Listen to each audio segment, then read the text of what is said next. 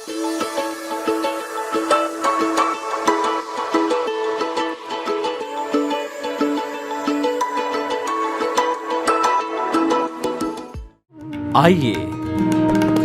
सुनिए, देखिए, समझिए सनातन सत्य।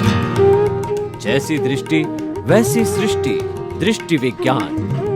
कुदरत, कुदरती रचना एवं कुदरत के कानून से शाश्वत सुख की प्राप्ति। जोधपुर के परम पूज्य महात्मा उपासक प्रोफेसर डॉक्टर सोहन राज तातेड़ के निर्देशन में सनातन सत्य। जैसी दृष्टि वैसी सृष्टि, दृष्टि विज्ञान।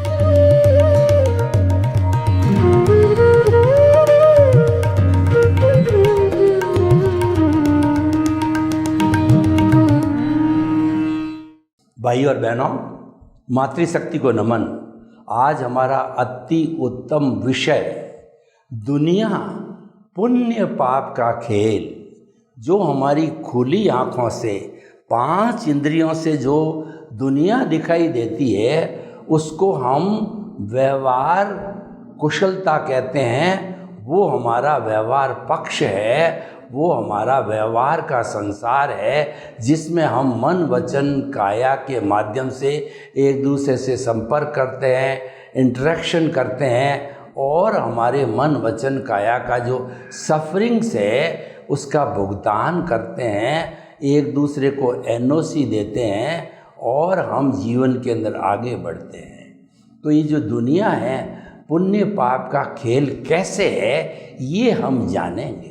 इस दुनिया में हम देखते हैं कि कोई गरीब है, कोई अमीर है, कोई बीमार है, कोई स्वस्थ है, कोई बहुत बड़ा नेता है, इंजीनियर है, डॉक्टर है, चार्टर्ड अकाउंटेंट है, बहुत प्रसिद्ध है, और कोई बेचारे को कोई पूछता ही नहीं है, कोई पतला है, कोई मोटा है।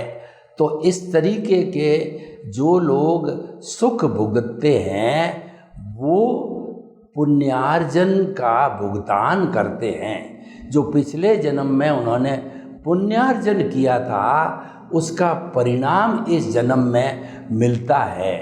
और जो लोग दुखी होते हैं, झुग्गी झोंपड़ी वाले जैसे, कि वो दुख महसूस करते हैं दुख परिणाम रूप के अंदर, तो उनका पापोदय होता है।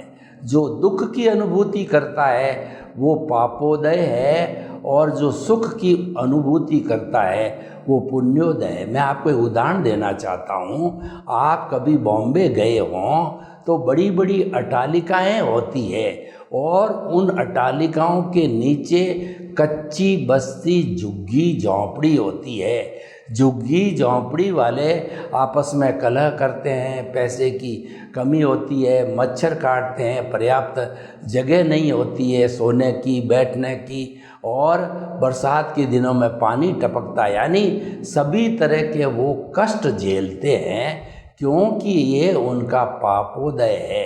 पिछले जन्म में उन्होंने पाप का अर्जन किया था, इसीलिए उनको उसका परिणाम रिजल्ट भुगतान मिलता है।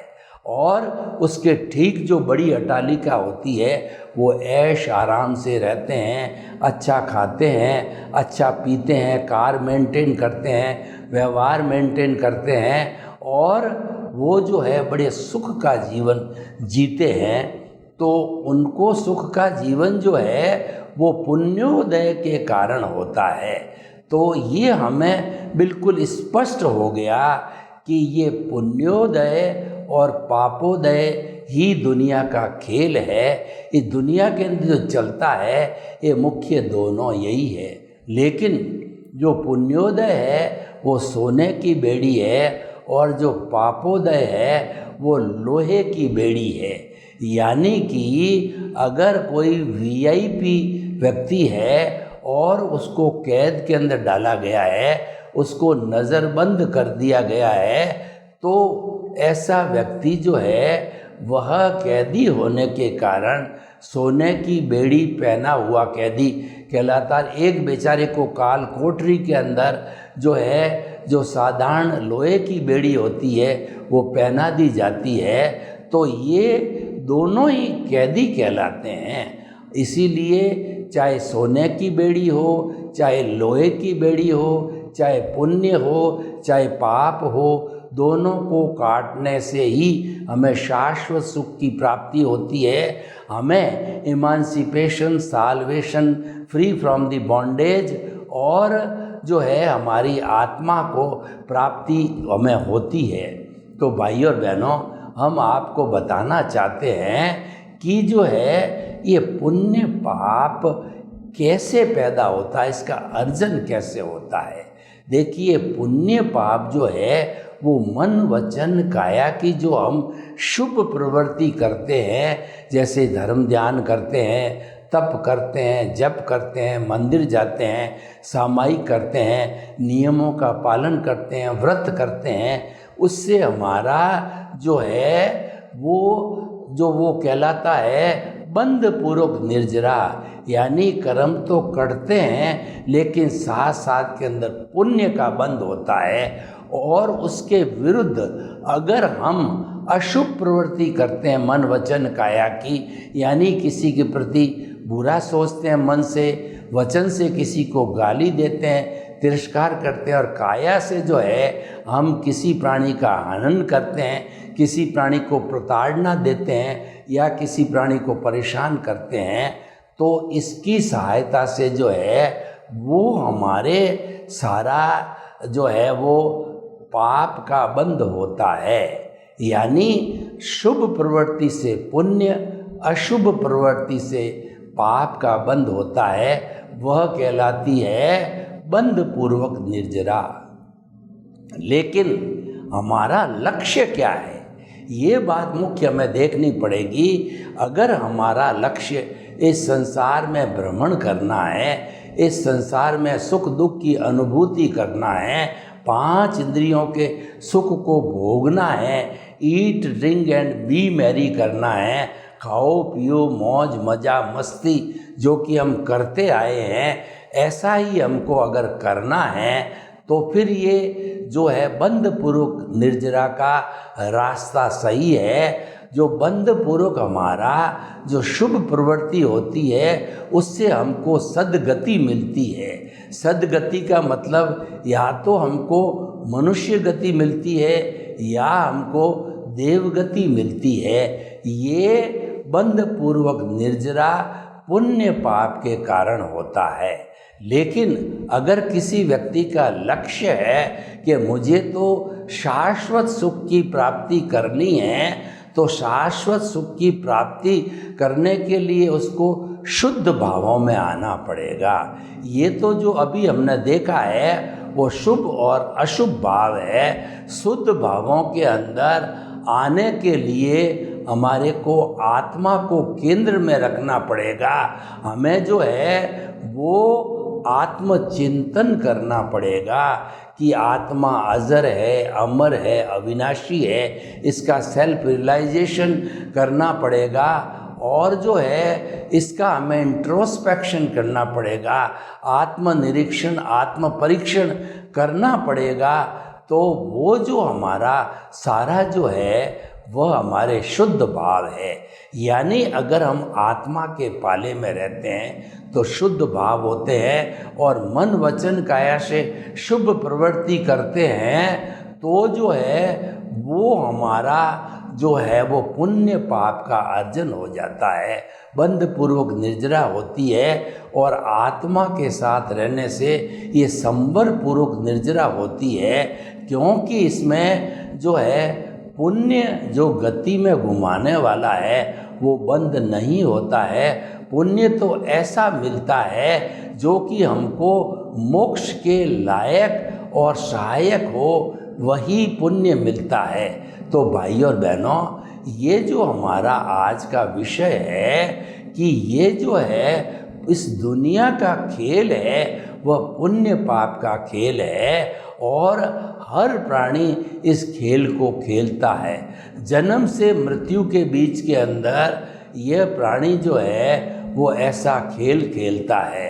तो भाइयों और बहनों, हम आपको बताना चाहते हैं कि आपने लक्ष्य क्या निर्धारित किया है। लक्ष्य जो है वह जो है, अगर आपने मुक्ति का निर्धारित किया है तो आपको केंद्र में आत्मा को रखना पड़ेगा, आपको विजन में आना पड़ेगा। उसको दृष्टि विज्ञान कहते हैं। दृष्टि विज्ञान का अर्थ है कि सब कुछ अपने आर्ट ऑफ द विजन के अंदर फिट कर देना होता है, बाहर कुछ भी दिखाई नहीं देता है, क्योंकि हमारा जो भाव पक्ष होता है वह आत्मा से जुड़ा हुआ होता है। भाव पक्ष चेतना की सत्ता है, और भाव बिगाड़ो भव बिगड़ेगा, भाव सुधारो भव सुधरेगा। यानी कि हम जो है भावों के साथ ही तर सकते हैं, या हम बुरे भाव करके और जो है हम संसार में भ्रमण भी कर सकते हैं। ये भावों का जितना खेल होता है वह सारा जो है प्रतिष्ठित आत्मा के जरिए होता है। प्रतिष्ठित आत्मा सारा पुरुषार्थ करती है, और ये प्रतिष्ठित आत्मा दो तरह का पुरुषार्थ करती है। एक तो रियल पुरुषार्थ और दूसरा रिलेटिव पुरुषार्थ। रियल पुरुषार्थ में हमारे केंद्र के अंदर आत्मा होती है, और रिलेटिव पुरुषार्थ के अंदर हमारे केंद्र में देहाध्यास रहता है, केंद्र में अज्ञा रहती है, और जो मुक्ति के मार्ग के अंदर केंद्र में प्रज्ञा रहती है।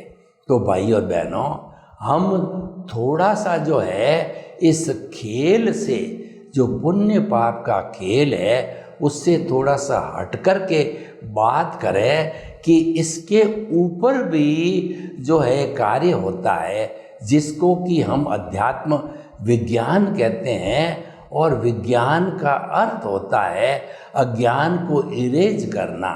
ज्ञान की सहायता से अज्ञान को इरेज नहीं किया जा सकता है। अज्ञान को इरेज करने के लिए विज्ञान की एप्लीकेशन करनी पड़ेगी। विज्ञान का अर्थ हो गया सम्यक ज्ञान, सम्यक दर्शन। जब हमने ये मान लिया कि हमारी केंद्र में आत्मा रहनी चाहिए और हमारे को आत्मा के इर्द गिर्द रहना है, तो जो है हमारे केंद्र में आत्मा है, तो आत्मा के जो गुण हैं, सम्यक ज्ञान, सम्यक दर्शन है, वो जो है वो हमारे जो है साथ में रहने से हमारे संबर पूर्वक निर्जरा होती है, और हमारा वो रियल पुरुषार्थ होता है। यानी कि ऐसा पुरुषार्थ जो कि आत्मा से जुड़ा हुआ है, आत्मा की मुक्ति से जुड़ा हुआ है, वो रियल पुरुषार्थ होता है। और जो देहाध्यास से जुड़ा हुआ होता है वो रिलेटिव पुरुषार्थ होता है।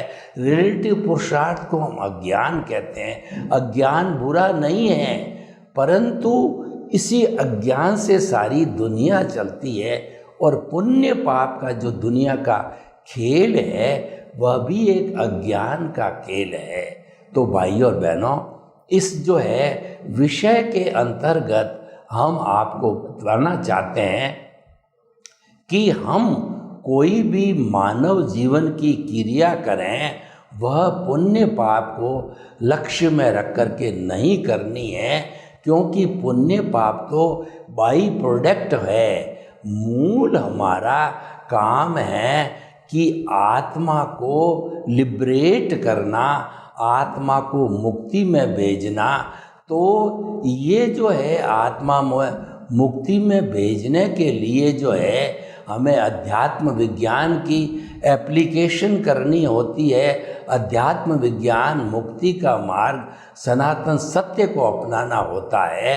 सनातन सत्य जो है सिद्धांत के ऊपर आधारित होता है, और सनातन सत्य का अर्थ होता है अल्टीमेट रियलिटी, सार्वभौम सत्य। और जो है वो हमारे इस ब्रह्मांड के रहस्यों की खोज करना जो है, ये हमारा जो है वो कहना चाहिए कि सनातन सत्य है। सनातन सत्य दृष्टि विज्ञान के ऊपर आधारित है, आर्ट ऑफ द विजन पे आधारित है।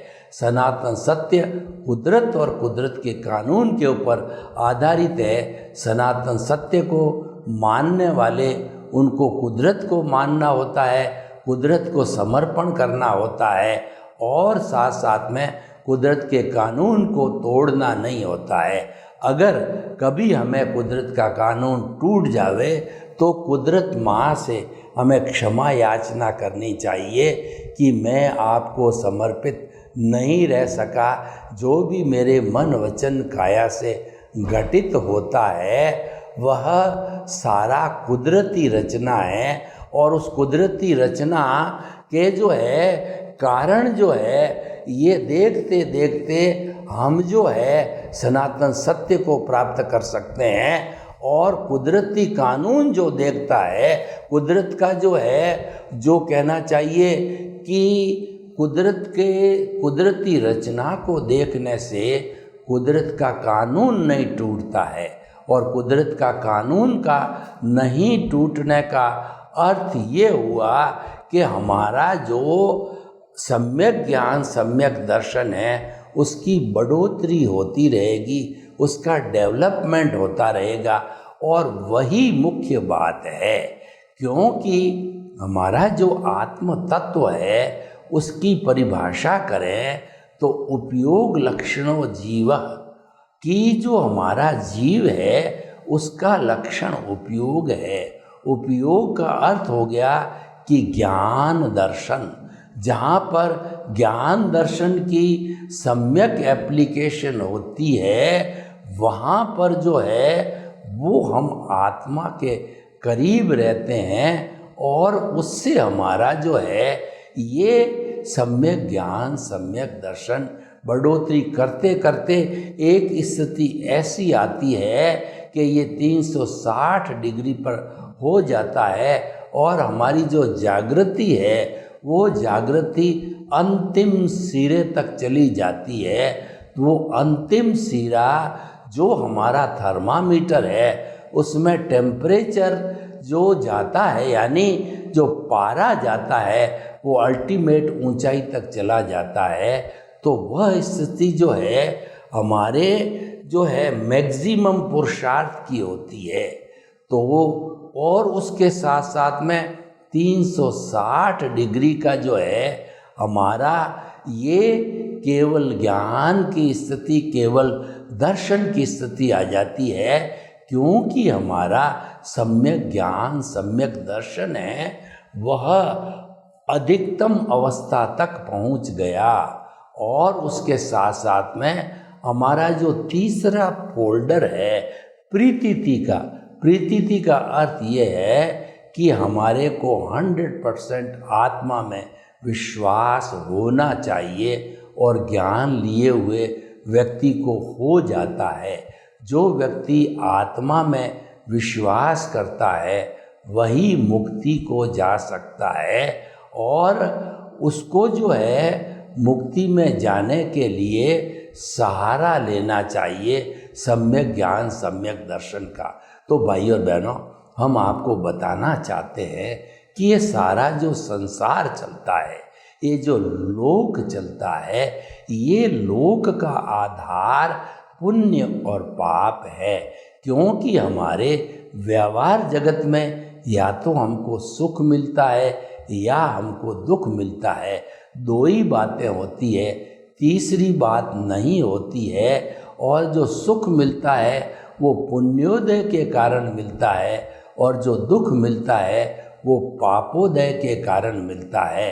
कोई भी दुनिया में ऐसा व्यक्ति नहीं होता है कि संपूर्ण जीवन तक उसको पुण्य ही मिले या संपूर्ण जीवन तक उसको पाप ही मिले, क्योंकि ऐसा कहा गया है कि मन, वचन, काया तथा उससे जुड़ी हुई हर अवस्था मात्र कुदरती रचना है, और वह व्यवस्थित है, वो प्रीडेस्टिन्ड है, और वह फिक्स है। और क्योंकि अवस्था है, अवस्था शब्द आता है, इसका मतलब वो विनाशी है, वो जाने वाली, वो जाने के लिए आई है। हमारे जीवन को भी देखिए कि हम जन्म लेते हैं, उसके बाद बालक होते हैं, बालक के बाद किशोर होते हैं, किशोर के बाद युवा होते हैं, युवा के बाद प्रौढ़ होते हैं, और प्रौढ़ के बाद में जो है हम जो है वृद्ध होकर के एक दिन इस दुनिया में आयुष्य के अधीन जो है इस दुनिया से चल बसते हैं।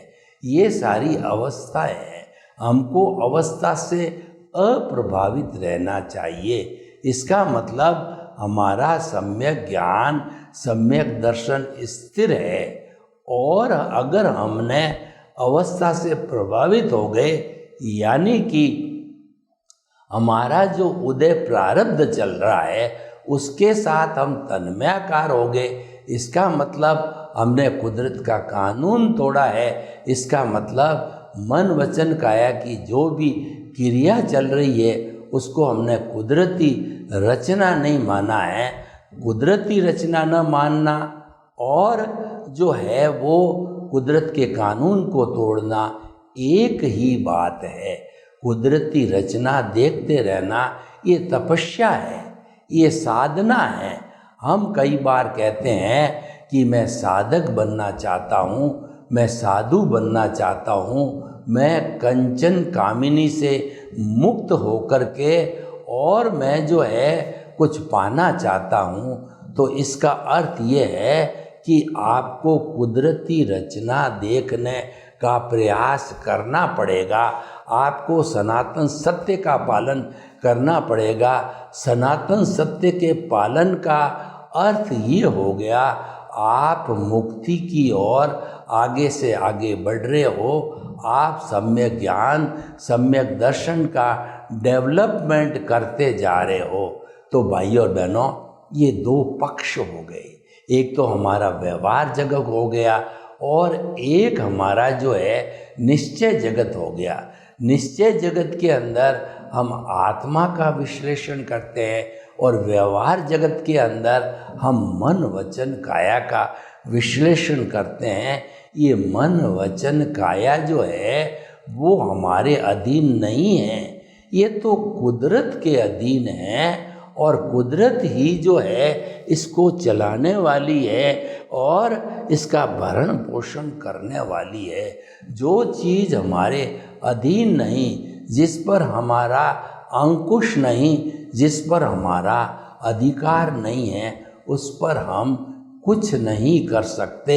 उसको हमें कुदरती रचना ही मानना पड़ता है और कुदरती रचना मानना जो है ये एक बड़ी तपस्या है, ये सम्यक तप है। देखिए, ऐसा बताया जाता है कि जो है सम्यक ज्ञान, सम्यक दर्शन, सम्यक चारित्राणी मोक्ष मार्ग, मोक्ष मार्ग के 4 मार्ग बताए गए हैं मोक्ष के, सम्यक ज्ञान, सम्यक दर्शन, सम्यक तप और सम्यक चारित्र।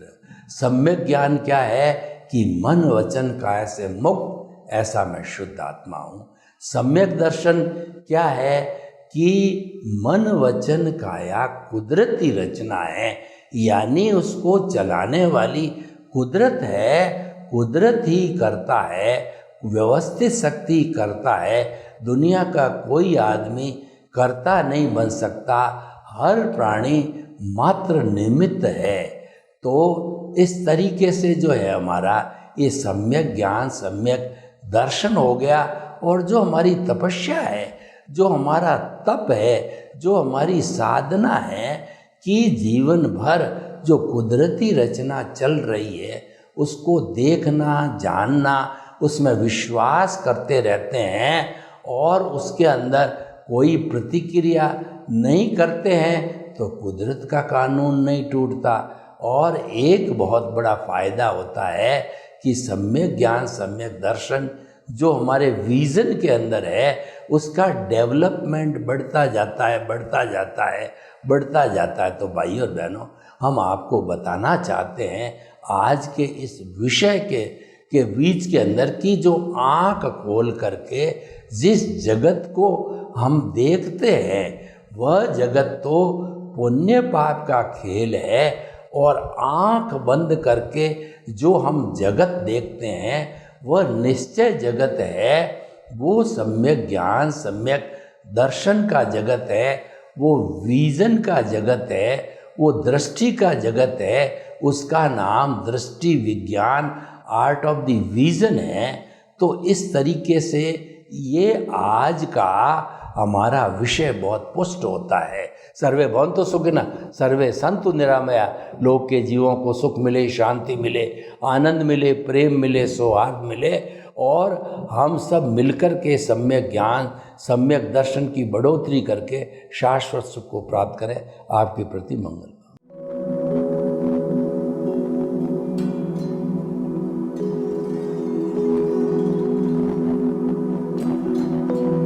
एक ऐसा अंतर्राष्ट्रीय ख्याति प्राप्त मानव जो गुरु प्रेरणा से पिछले 20 वर्षों से वानप्रस्थ जीवन जीते हुए 24 घंटे मानवता की सेवा में संलग्न है।